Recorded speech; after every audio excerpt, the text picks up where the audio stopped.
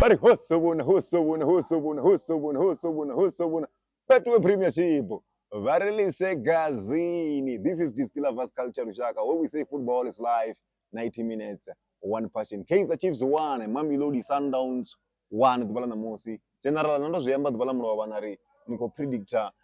goal draw in ya dowena score. Dubala na msusu kuiteya di 1-1. Nirimi mabra. Ndirotakala prediction yenda ipredicta yotobva moto raro match officera over draw sazwera varwambisa zvone murova match over match o match one odarisa physicality robona match wavesana dzifoul lunji robona match wavana dzinjari dzovarawo vana vatambi vanosvika vaviri vebva nga dzinjari dzotokombechedzeyawo zvine zvaambori mutambo uyu womboditoforsa vagudisi uri vaushandukise tactically na technically herabona kuita dzichanduko dzine dzikotokombechedzeya ndivona ngari ndi zvimwe zvashu zvine zvova na impact kino game yanamusi Arjene mtamboni mabrada nabona mini kakujenere kwa mgudisi bo Kadoso nabona mini kakujenere kwa msudiki kamgudisi bo Cedric Dubala namusi mgudisi bo Cedric vachijena namusi kana bo Khalili vojena vamugudise ne ukotamba bola yotsereredza ku approachele kwa ino game akungofambana na ku approachele kwa game la iva itamba na team ya Bakania lori vochimisa vatambi vavo vene vava fulufhelo ri vado vaitela zwine vha khou ṱoḓa zwone sa Musiwana Ndlovu nawo vachingari kutamba karate sazwe mugudisi wa Orlando Pirates vo wado vazviamba mechi chayo ri ra kutamba bola ya karate zvone zviya ṱoḓeya mutamboni uva physical na zwi ndi part ya mutambo ari kuwana uri dzimwe dza dzishekele dziva dzi dangerous fhedzi malugwane uone mecheni uri akone u langula zwithu zwo raloho and ri nga story ndi team ya Kaizer Chiefs fhedzi ye ya dzhena imo physical ro ḓo vhona na team ya Sundowns nayo ichi yo shanduka u tamba bola ine na rine ra khou tamba yone ndi zwiṅwe zwe zwa sia vha khou wana Musiwana nonga Adams a tshi khou kona u wana red card ngori yo yo thoma i wana nga foul ine a si yavhuḓi foul ye ya sia Musiwana Mduduzi Shabalala a tshi khou yo tamba early a tshi khou bva u ṱavhanya nga first half strategy tshavho Khalili ndi khou vhona tsho vha shumela kha idzi game mbili khulwane dzi vha vho sala nadzo ndi tshi nga amba nga game ya Pirates ine ya namusi ya Mamelodi Sundowns uri vho zwi vhona uri vha to ya khayo uri ri ḓo tamba bola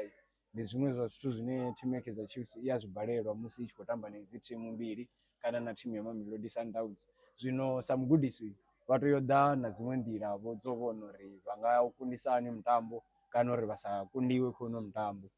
kwa approachele kwavho ko vha shumela namusi iko da uko vana zvikoro zwivili mabrada uko vana zvikoro cha Musiwana da Silva vana zvikoro cha Musiwana Brian Leon ndi nyago ri tuwe rieke zwi la zvikoro hoitia mini ndi ngapi ya diwana vha kuita mistake ndi ngapi ya timu ya Kaizer Chiefs ita zwa khwine ndi ngapi ya timu ya Mamelodi Sundowns ita zwa khwine Musiwana Brian Leon asala chokorela bola team ya Kaizer Chiefs yo tenda u tamba low block ya dzula murahu ya sa vhe no kombetshedza kana u nyaga u ḓi sumbedzisa uri rine ri nga tamba bola na Sundown low block yavho na defensive strategy tshe vha dzhena nga tsho namusi ndi tshone tsho vha shumelaho vho tenda uri team ya Sundowns uri ḓi gava kha dzi transition kha dzi counter ndi zwe ra vhona kuno fhedzisela ro wana zwikoro ngazwo ro vha gava kha transition musi vha tshi luza bola kha third area yavho ra kono counter Musiwana Silva a kono ri wanela tshikoro zwiḽa ndi zwone zwine ra zwi ṱoḓa kha striker tsha wana chance tshine tshi a vhonala uri tshi tea u vha tshikoro a tshikore naho tsha sa tou wana chance zwi zwinzhi tshi fhedzi tsha kora mutambo wa kona u vha zwanḓani zwa vhorine sa izwi ra vhona Sundowns i khou fhedzisela i khou tevhela rine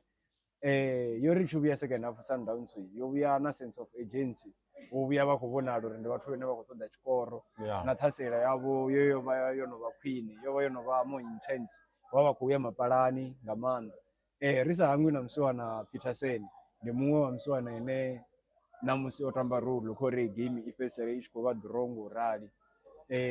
goal yavhuḓi ya Sundown ri nga si isole na luthihi navho vho ri gavha kha transition vha tamba bola yavho ngo ṱavhanya vha ri wana na rine ri out of shape ra vhona Cross i tshi khou kona u vhuya, musiwana Leon a khou kona u fhedzisa. Dziḽa ndi bola dzine ra muḓivhela dzone always vha dzi ḓivha muḓivha muposela nga ngini wa kona u kora na musi ro i vhona i khou bva kha side ya right. Ndi vhona ungari na sub dze thimu ya Mamelodi Sundowns ya ri tshi vhuya nga second half ya dzi introduce ndi zwone dzo vha na impact khori kona u ḓi wana i khou vha na tshikoro itshi tshithihi tshe ya tshi wana kha second half. Ndo vha na mbudziso musi mugudisi vha tshi khou ṱusa Allende vha sia musi wana Jayden Adams ane Jayden Adams no vha na yellow card. Nda ri ndi ngani vha tshi khou bvisa Jayden Adams vha tshi khou bvisa Allende vha songo bvisa Jayden Adams ane a vha uri na yellow card?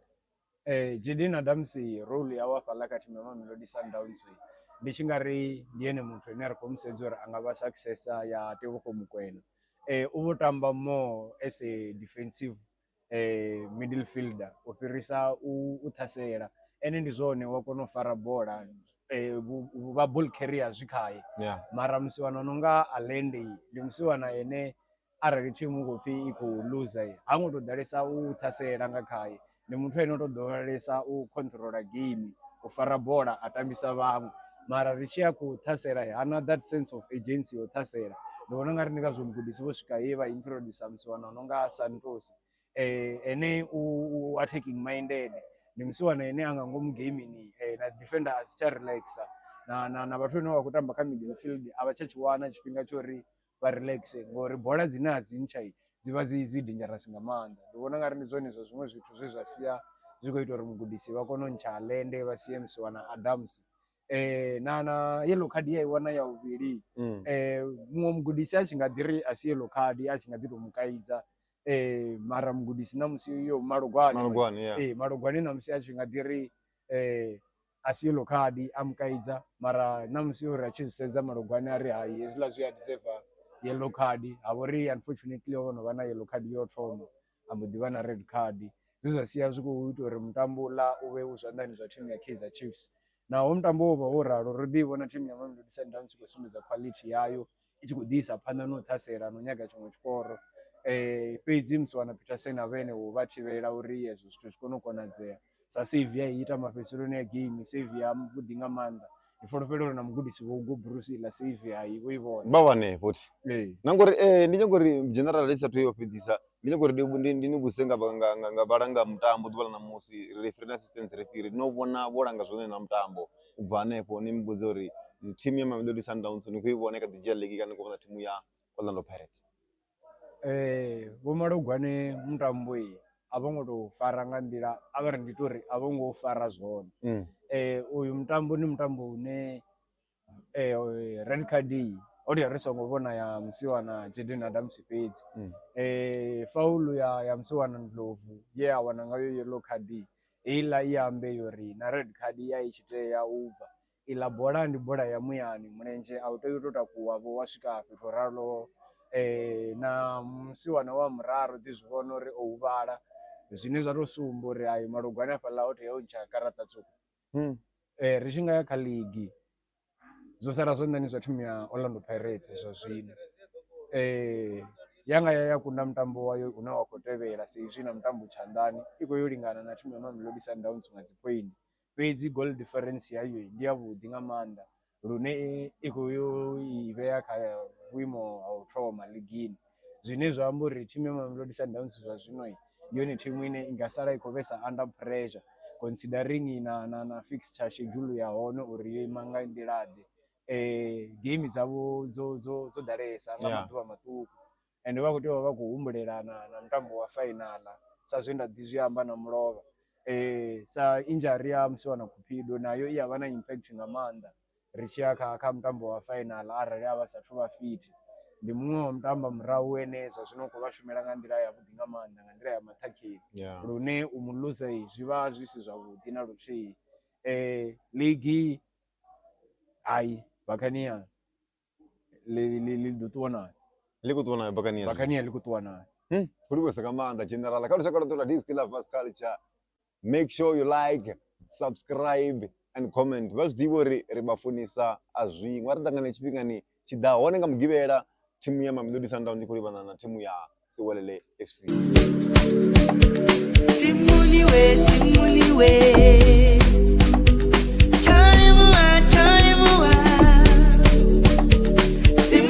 fhedzi